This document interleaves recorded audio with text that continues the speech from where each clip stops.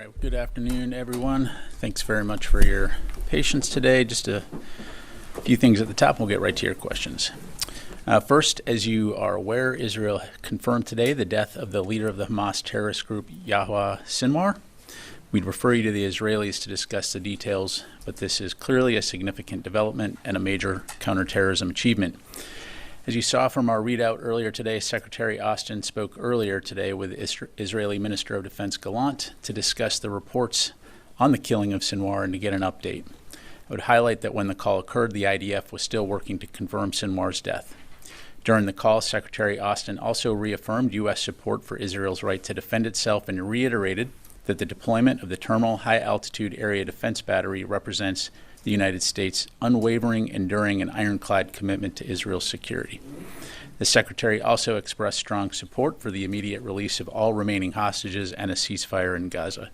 We'll have much more to say from the Department on the death of Sinwar very soon, and we'll keep you updated. Separately, as we announced last evening, U.S. military forces, including U.S. Air Force B-2 bombers, conducted precision strikes against 5 hardened underground weapons storage locations in Houthi-controlled areas of Yemen. U.S. forces targeted several of the Houthis' underground facilities, housing various weapons components of the types the Houthis have used to target civilian and military vessels throughout the region. U.S. Central Command is still conducting a post-strike assessment, so I don't have any details to provide on that front, other than to say that we struck exactly what we intended to hit. We'll provide updates as appropriate. As Secretary Austin highlighted in his statement last night, the employment of the B-2 bomber was a unique demonstration of the United States' ability to target facilities that our adversaries seek to keep out of reach, no matter how deeply buried underground, hardened, or fortified. And it demonstrates U.S. global strike capabilities to take action against these targets when necessary, anytime, anywhere. It also sends a clear message to the Houthis that there will continue to be consequences for their illegal and reckless attacks, which put innocent civilian lives and U.S. and partner forces' lives at risk. Shifting gears, Secretary Austin arrived yesterday in Brussels and today participated in a de-ISIS ministerial, the first session of the NATO Defense Ministerial, and a productive meeting of the NATO-Ukraine Council. In his opening remarks at the de-ISIS ministerial, Secretary Austin highlighted the work over the last decade of the global coalition to defeat ISIS. And I quote, "For 10 years, this coalition has tackled the scourge of ISIS. Our success stems from our resolve, our commitment to working together, and our willingness to adapt. These core elements will remain at the heart of the next phase of our mission," end quote. Tomorrow, Secretary Austin will participate in the second session of the NATO Defense Ministerial and engage with his NATO counterparts to discuss strengthening the collective security of the alliance and international support to Ukraine's defense. We'll continue to provide readouts and updates on the Secretary's engagements throughout his travels. And finally, the Department of Defense continues to be fully engaged with FEMA and the whole of government relief efforts related to Hurricanes Helene and Milton, and will continue to work with our federal, state, and local partners to ensure we're supporting and coordinating response efforts in support of our fellow Americans. As of earlier today, the National Guard had more than 4,200 guardsmen, nearly 600 high water vehicles, helicopters, and more than a dozen watercraft from 7 states mobilized for the response and recovery mission following Hurricane Milton. The U.S. Army Corps of Engineers has approximately 450 people supporting with temporary roof support, infrastructure assessment, debris control, flood response, and more. Meanwhile, the department's support for the U.S. government's combined response for Hurricane Helene continues as well. The National Guard has roughly 2,500 guardsmen, 65 high water vehicles, and 11 helicopters from 13 states mobilized. Approximately 1,400 active duty soldiers are mobilized as well, working with federal, state, and local partners on coordinated response efforts. Active duty forces have been engaged in road clearing, commodity distribution, and access to isolated personnel. The U.S. Army Corps of Engineers has more than 500 personnel engaged in 33 missions across the region, supporting debris control, temporary power, infrastructure assessment, flood control, and safe waterways assessments. Secretary Austin continues to receive updates on these response efforts, and the department continues to be engaged with interagency partners in support of FEMA, the White House, state, and local governments. The Secretary and his team are also focused on DoD personnel and their families who may be impacted by the hurricanes. With that, I'd be glad to take your questions. We'll start with Associated Press. Tara. Thanks, General Ryder. Does Secretary Austin have plans to talk with Minister Gallant again later today now that the death has been confirmed? And does the building assess that this death creates a greater opportunity for a ceasefire? Will you see Secretary Austin press that further with his counterpart? So I don't have a call to announce now.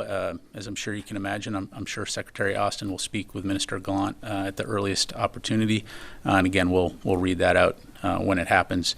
In terms of the opportunities that this presents, I would highlight the President's statement where he highlighted the fact that there is now an opportunity for a day after in Gaza without Hamas in power. And so it does present an opportunity here for a ceasefire. It presents an opportunity for the release of all the remaining hostages. And of course, we'll continue to work toward that end.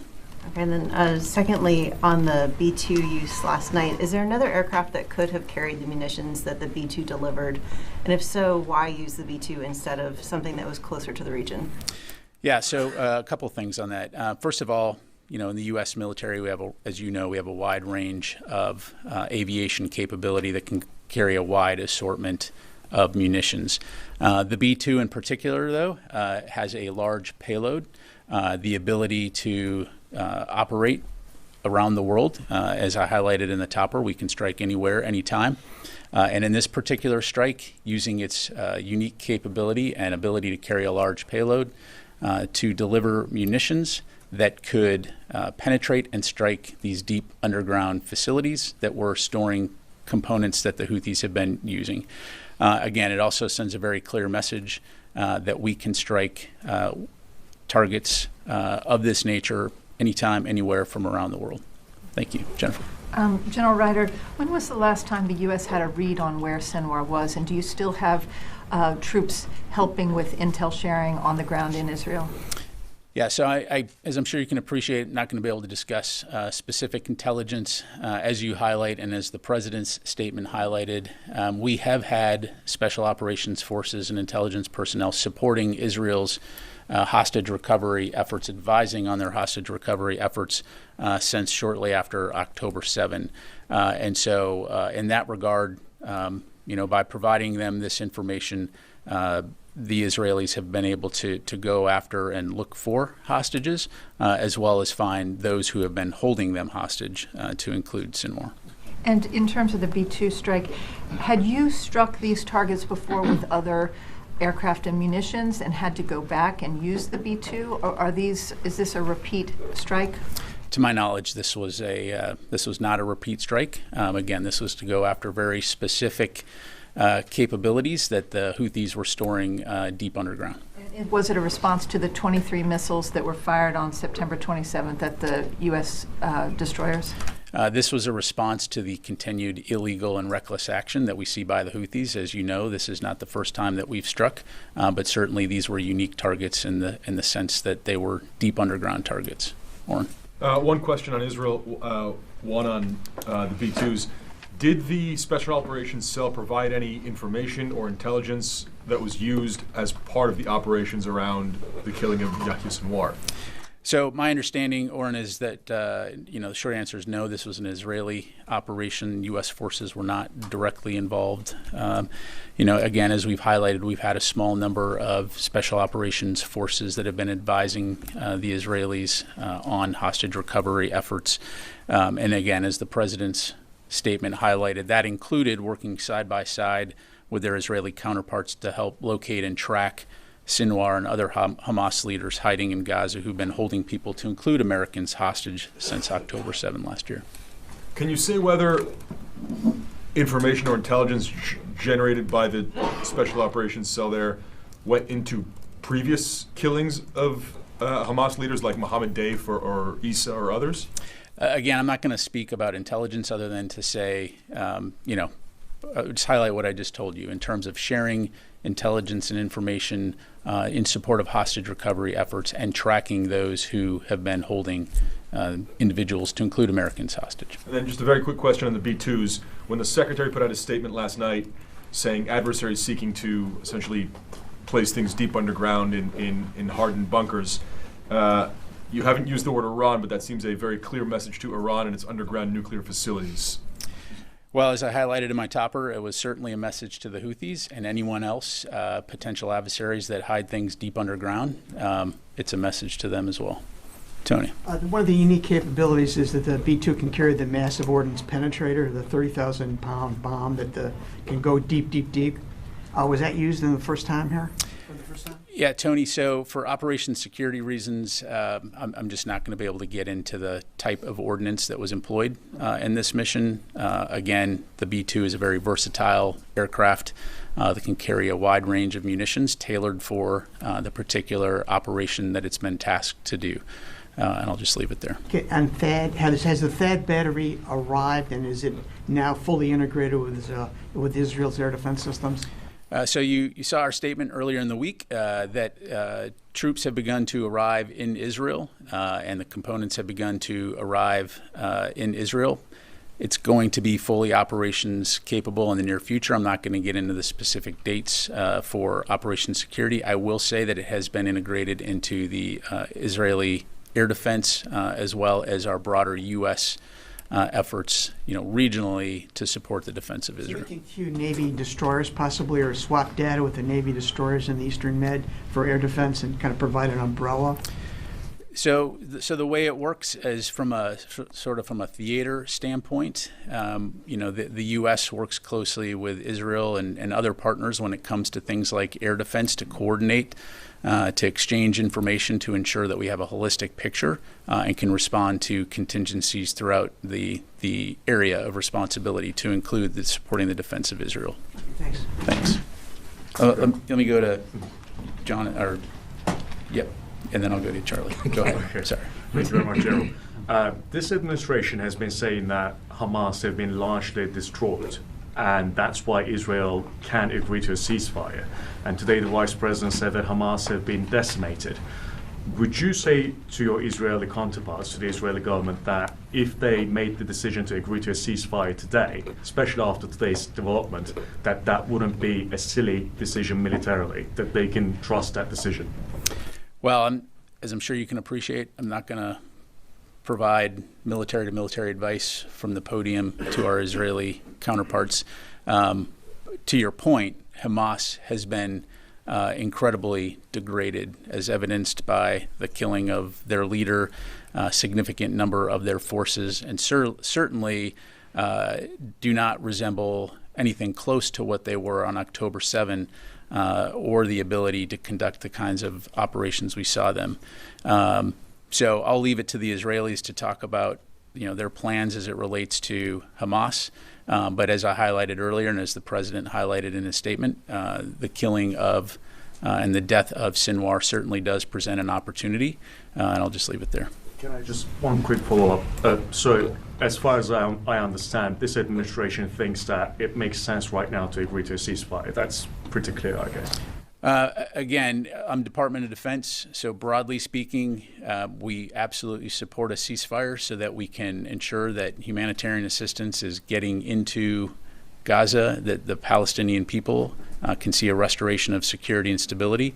But we also recognize the threat that Hamas has posed to Israel. And so we'll continue to consult with Israel and our partners in the region, but obviously want to see a ceasefire as soon as possible. And most importantly, the release of the hostages that continue to be held by Hamas. Charlie. Thanks, General. Sinwar had American blood on his hands. And the Vice President was willing to go a little bit further than you will from there, saying American special operations and intelligence personnel have worked closely with their Israeli counterparts to locate and track Sinwar. He's dead now, so we're not at risk of foiling any sort of intelligence around that. But are you not willing to give us an idea? I'm not sure what I said that was contrary to that. What I was asked was there direct U.S. involvement in this particular Israeli operation? And I said no. Did U.S. Special Forces or intelligence know where Sinwar was when this happened? Again, I'm not going to get into intelligence. What I'm telling you is this was an Israeli operation and that we've been sharing information and intelligence in support of hostage recovery efforts and the tracking of these leaders who have been holding hostages, to include Americans. And so, in so much as it's helped to inform Israeli operations in general, writ large, certainly it has played a role. But in terms of this particular, what happened today or last night, again, It's an important question. and I just answered it. So let me go on to Joseph. Thanks. I know you said the Secretary spoke to his Israeli counterpart before the Sinwar's death was confirmed, but did the Secretary, because as far as we know, you guys haven't received a day after plan from the Israelis in Gaza yet, is that correct? Again, from a Department of Defense standpoint, we're continuing to talk with our Israeli counterparts in terms of what that would look like. Certainly, it will be a complex undertaking, but, more to follow on that. And just to follow up on that, does the department think there's anything more to be done militarily in Gaza from the Israeli point of view? So that's really a question for the Israelis. Again, I think we've been pretty clear that we want to see a ceasefire. We want to see a restoration of a significant flow of humanitarian assistance into Gaza. We want to ensure, though, that Hamas is not in a position to conduct the kinds of attacks that it did on October 7th. Certainly they are, down for the count in terms of their leader. But again, I'll defer to the Israelis to talk about their comfort level on that. Quick last one. What's the Secretary going to do in the Vatican? I think he's got that on the last part of his trip. He's got an official visit, the Vatican City. Again, we'll have a readout of that when he visits there. So we go to Wafa. Yes, ma'am. Thank you, General. Over the years, Hamas has shown resilience with replacing leaders when they were killed. So what's different now? Why the assessment within this administration that the killing of Sinwar would remove a significant obstacle in Gaza? Well, as you highlight, and this is always a challenge with terrorist organizations, is that you remove the head and another is quickly replaces. So I'm certain that's something that the Israelis will continue to keep an eye on, as will we. But I also don't think you can discount the significance, again, from a counterterrorism standpoint, the role that Sinwar has played in leading this organization, also as the architect, so to speak, of the October 7 Hamas attack against Israel. It's significant that he's been taken off the battlefield. Let me go to the phone here real quick. Dan Lamoth, Washington Post. General, thanks for your time. I wanted to get your assessment. Does the Pentagon have an assessment, and maybe would be a better way to put it, of whether with the death of Sinwar, whether this is a particularly dangerous time for U.S. troops in the region, whether you anticipate any kind of retaliation by any of the militias or Iran or anything as a result? Yeah, thanks, Dan. I can't predict the future, and I'm not going to speculate. We already know that the Middle East is in a very tense situation right now and have taken significant steps to ensure that our forces that are in the region, as well as our citizens, are protected. And so, as we always do, we'll continue to keep our head on a swivel, protect our forces, support the defense of Israel, and be ready to respond to any variety of contingencies should they arise. Let me go to Phil Stewart, Reuters. Hi.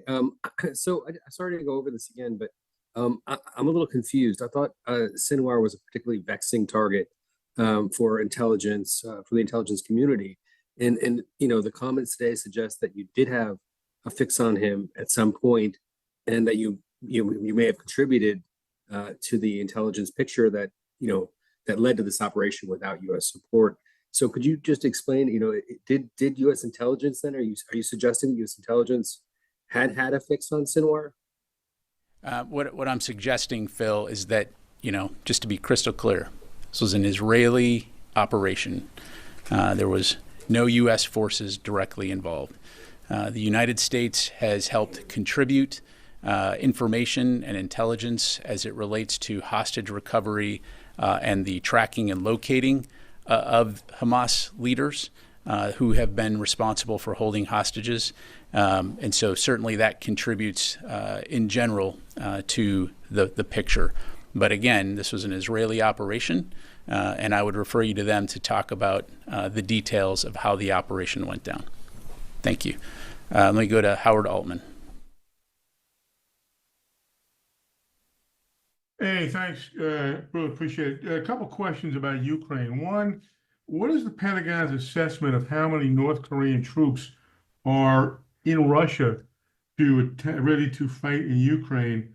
And secondly, what is the Pentagon's assessment of how the Kursk incursion is going? There are some reports that Ukraine has lost about half the territory invaded. I was hoping you can give me the Pentagon's assessment of both of those things. Thanks.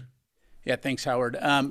Definitely seen the reporting and the comments about potential DPRK forces, going to Russia or going to Ukraine. I can tell you right now, we're looking into those. We can't confirm or corroborate those reports. If true, that would demonstrate an increase in the cooperation between Russia and North Korea. And I think that would also demonstrate the situation that Russia finds itself in, the dire situation that it finds itself in terms of its forces on the battlefield. As you've heard us recently say, the casualties that Russia is experiencing on the front lines are extremely significant, upwards of 600,000 killed or wounded. And so it just demonstrates the desperation in terms of identifying additional forces for their military. But it's something that we'll continue to keep a close eye on. And then I'm sorry, your second question? The second question was about Kursk. There's some reporting that Ukraine has lost about half of the territory it gained in that Kursk incursion. I'm just wondering if the Pentagon has an assessment of how that's going. Based on the information I have, that is not accurate. There has been some incremental, a small amount of territory retaken by the Russians in Kursk, but at this stage, nothing that we would consider significant. Okay, come back to the room here. John. Thank you, General. In President's statement, he used a very active language in terms of the involvement of the U.S. intelligence and providing this information to the Israeli side. Is this cooperation was from September 7th up until now? And was it a two-way intelligence sharing, or you only giving them information that you have? Yeah, so as we've said before, and we've talked about this publicly, we sent a small number of special operations forces to Israel to work out of the embassy to support and to advise the Israelis on hostage recovery efforts. And to put this into context, remember that there are American citizens that are being held hostages, so it's appropriate that American forces would be assisting and advising the Israelis on those recovery efforts. The President actually is comparing this with, mentioning Osama bin Laden's death as well. So it sounds like the U.S. sees this like the killing of the group that was responsible of that attack, which Israel used to show it as the 9/11 of Israel. So do you think that this is going to be like an opportunity to cease fire? Well, again, I think the President's statement speaks for itself. And as I already highlighted in that statement, he highlights the fact that this is an opportunity for a day after in Gaza without a Hamas. And so I'll just leave it there. Constantine. Thanks, Pat. Going back to the THAAD deployment, since, as you say, most of the unit appears to now be in Israel, are you able to offer any more specifics as to what the unit is or where they came from, what Army base they were deployed from? Constantine, I don't have more to provide for you from the podium here other than to say the unit did deploy from the U.S., and it's an air defense capability that will be integrated into the broader air defense capabilities that we're providing in the support of Israel's defense. Okay. And slightly related question, as we sort of look forward to Israel's future, you said, the flow of humanitarian aid is important for it to resume. Does the DoD see itself as playing a significant role in getting that humanitarian aid into Israel? So right now, from a U.S. government standpoint, of course, USAID is the lead organization on U.S. efforts to get aid in there. Certainly, the department helps to advise and will support as necessary, to include on the diplomatic front. As you have seen in some of our readouts recently from Secretary Austin's conversations with Minister Gallant, that has been a topic of discussion and continues to be an important topic of discussion. So if we have any, I don't have anything to announce right now, but if that changes, we'll let you know. Yes, sir. Thank you. I have several on Ukraine. First, President Zelensky said that the latest weapons package for Ukraine we saw yesterday included some long-range weapons. Was this ATACMS or something else? And could you also specify which air-to-ground munitions were included in this package? Yeah, I appreciate the question. I'm not going to be able to go into more detail beyond what was in the readout. Secondly, does the Pentagon support the implementation of Zelensky's victory plan that he presented these days, specifically when it comes to lifting restrictions on long-range strikes inside Russia and continuation of Ukraine's military operations on Russian territory? Well, I know that at the NATO defense ministerials and in his consultations, in his conversations and consultations with his Ukrainian counterpart, we continue to learn more about the president's victory plan. I can tell you what Secretary Austin does support is Ukraine's success in terms of defending their sovereign territory and the freedom of the Ukrainian people. And so we're going to continue to work closely with the Ukrainians, closely with our allies and partners to ensure that we understand Ukraine's needs and that we're supporting their capability requirements on the battlefield. I have a short one. Zelensky also said that if they start implementing this victory plan now, it may be possible to end the war next year. Does the Pentagon agree with that assessment? Again, I don't have anything to provide on that other than, we're going to continue to support Ukraine for the long haul. We're going to continue to ensure we understand and are supporting their battlefield requirements. Nancy.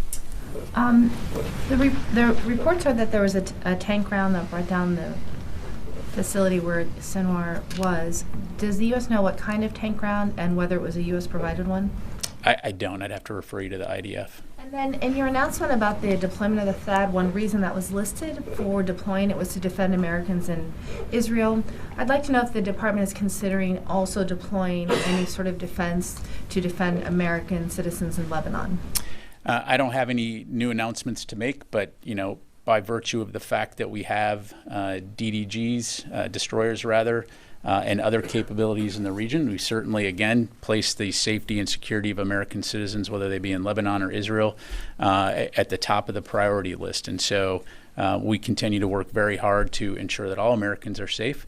By the way, as we see Iranian Houthi missiles that are heading towards Israel or towards that vicinity, we certainly have the capability to take those down. But I would just emphasize that regardless of where American citizens are, it's always going to be a top priority for us to protect them. Are there any force posture changes or changes in sort of security posture in light of Sinwar's death? Is there anything you tell us in terms of any shifts that you're making? No announcements to make. As I highlighted earlier, we have a robust posture in the region, and we'll continue to do everything we can to protect Americans, protect U.S. forces, and support the defense of Israel. Time for a few more. Janie. Thank you, General. Two questions on Russia, North Korea, and Ukraine. Russia took North Korea's side and criticized South Korea for carrying out drone provocation in Pyongyang. And Russia submitted a bill to the House of Representatives to ratify the Russia-North Korea Mutual Military Cooperation Treaty and declared that it would provide military support in case of conflict between North and South Korea. How does the United States view Russia's direct intervention in the South and North Korea's conflict? Janie, I would say again that we're going to continue to work closely with our ROK allies to support their defense, and I'll just leave it there. Okay. The second question, Ukraine President Zelensky told the press that North Korea's troops are training in the Russian Far East and are active in the Ukraine border area. If that happens, not only will the war in Ukraine be delayed, but military tensions on the Korean Peninsula will increase. What is the United States response to this? Yeah, I think I responded to that earlier. Again, we've seen those reports. I can't confirm whether there's North Korean forces that have gone to Russia, and something that we'll continue to monitor. All right, last question will go to Jeff Shogel, Task and Purpose. Thanks. Given the news cycle, you could announce anything about aliens or extraterrestrial life and no one would care. So I'm going to take the shot. What do you got on UFOs, aliens, etc.? Go. The truth is out there, Jeff. And the truth is we have no evidence to indicate extraterrestrial life has visited the planet. Thank you very much, everybody. Appreciate it.